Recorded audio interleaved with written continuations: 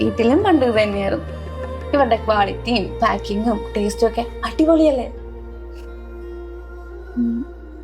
എടാ എനിക്ക് പ്രസവിക്കണ്ട. പ്രസവിച്ചാ ഞാൻ മരിച്ചുപോയാലോ? എന്റെ അനീതിനെ പ്രസവിച്ചപ്പോഴല്ലേ അമ്മ മരിച്ചുപോയെ, അതുപോലെ ഞാനും മരിച്ചുപോയാലോ? ഞാനില്ലേ? അഥവാ ഞാനെങ്ങാനും മരിച്ചുപോയാലുണ്ടല്ലോ, ഞാൻ മരിച്ചുപോയെന്ന് നീ എന്റെ അടുത്ത് പറഞ്ഞേക്കരുത്. എനിക്കതൊരു കുറച്ചില്ല.